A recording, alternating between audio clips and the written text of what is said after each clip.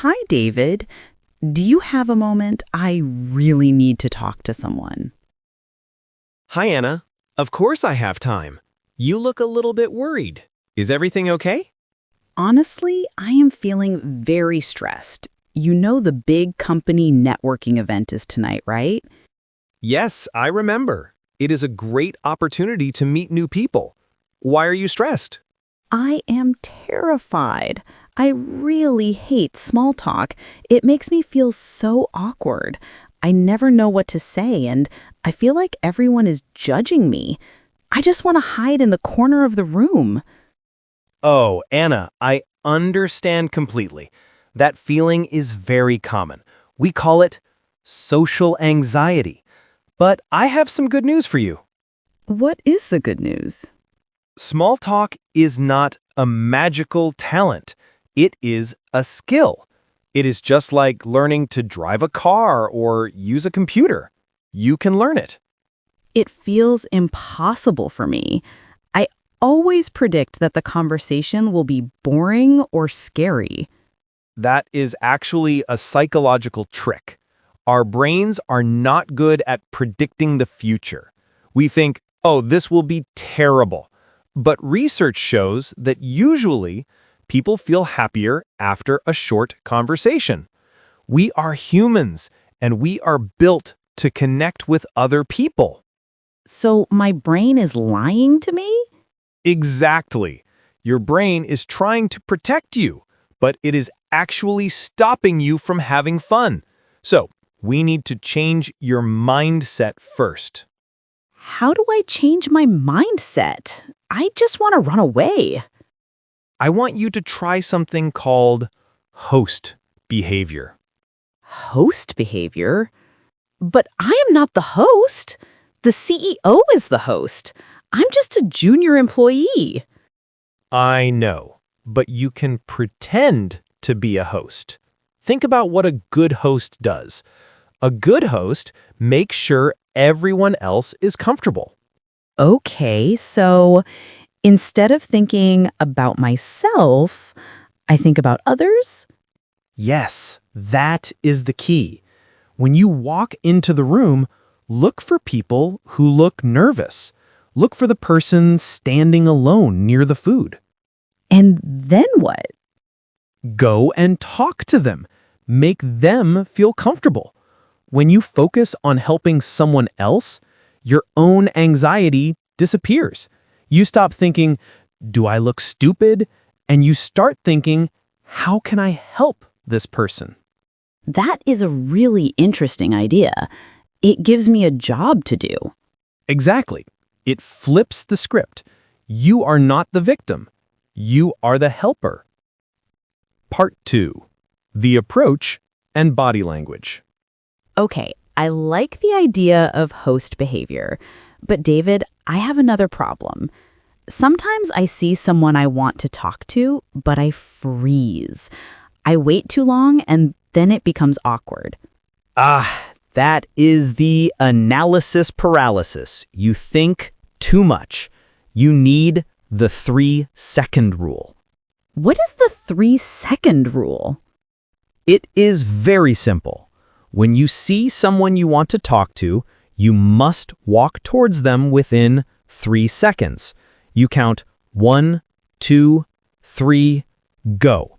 Why only 3 seconds? That is so fast. Because if you wait 4 or 5 seconds, your brain starts to create fear. You start asking yourself questions like, what if they don't like me? Or what if I say something wrong? That is exactly what happens to me.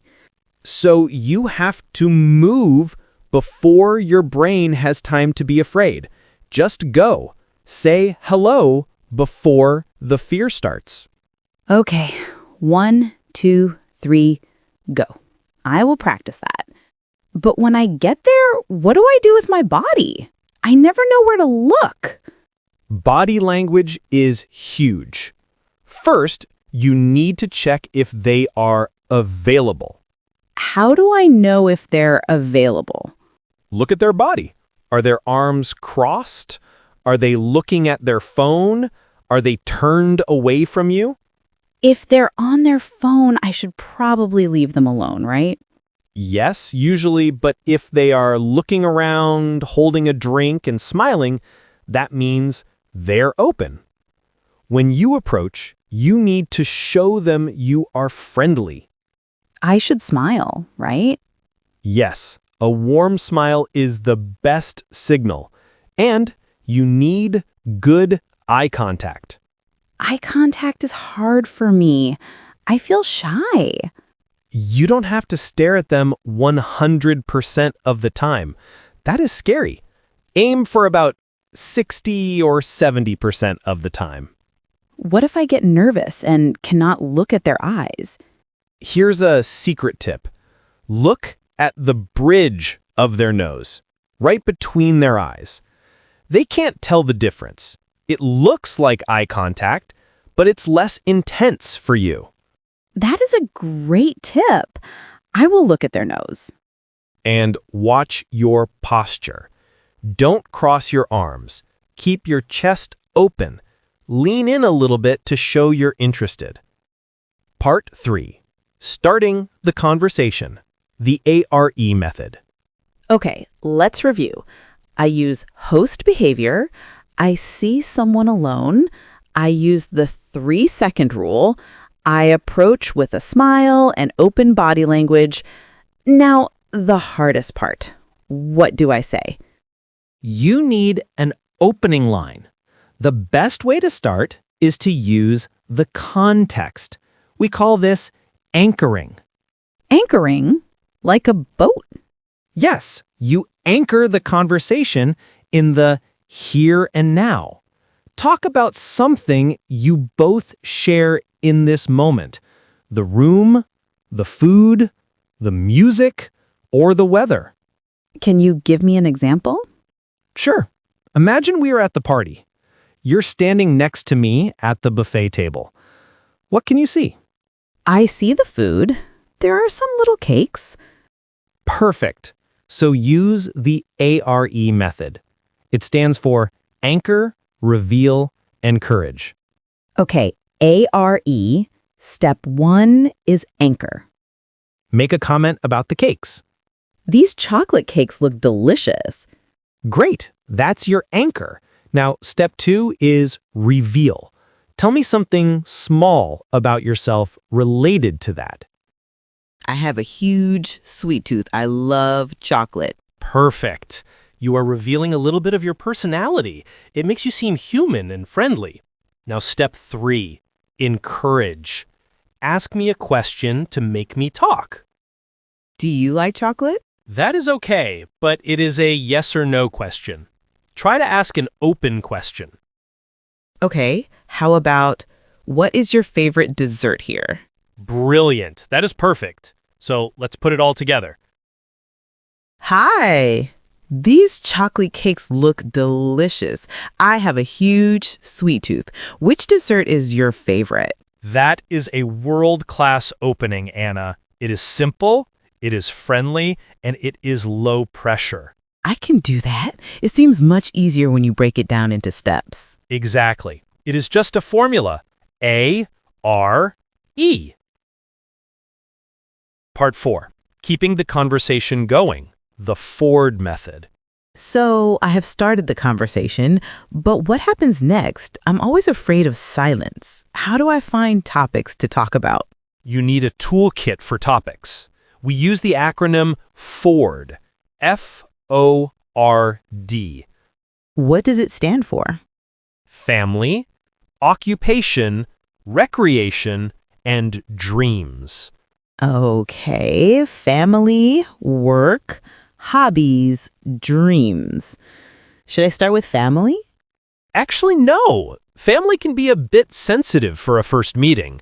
Some people might be divorced or have personal issues. It is better to start with recreation. Recreation means hobbies and fun, right? Yes, it is the safest topic. You can ask about what they do for fun, what movies they have seen lately, or if they have any travel plans. Travel is always a good topic. Everyone likes vacations. Exactly. It is low risk. If recreation goes well, then you can talk about occupation, work. But asking, what do you do is so boring. Everyone asks that. You are right, it is boring, and sometimes it feels judgmental. Try to ask a why or how question instead. Like what? Instead of what is your job, try asking how did you get into your line of work? Or what is the most interesting thing about your job? I see. That invites a story, not just a title. Yes, you want stories. Stories build connections.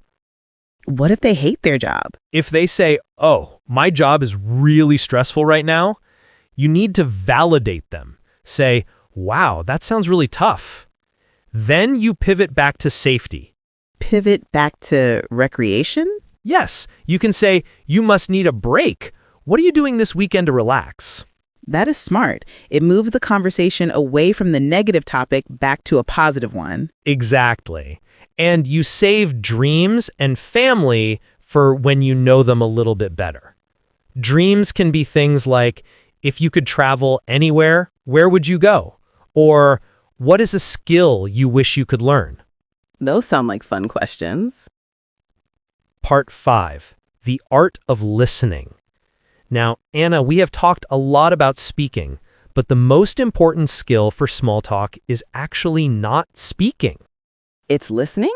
Yes, active listening. Most people do not listen to understand, they just listen and wait for their turn to speak. I think I'm guilty of that. I'm always thinking about my next sentence. We all do it. But to be a super communicator, you need to focus entirely on the other person. We call this the 3 A's of listening. What are the 3 A's? Attention, attitude, and adjustment. Let's start with attention. That means putting my phone away, right? Yes, put the phone in your pocket. Look at them. Do not look over their shoulder to see who else is at the party. That is very rude. Be present. Okay. What is attitude? Attitude means being non-judgmental. You might not agree with everything they say, but for small talk, you are just there to understand them. Be curious, not critical. And adjustment. Adjustment is physical. You adjust your face and your body to match their story. If they tell a sad story, you should look concerned. If they tell a funny story, you should smile and laugh. So I'm mirroring their emotions. Exactly. It shows empathy.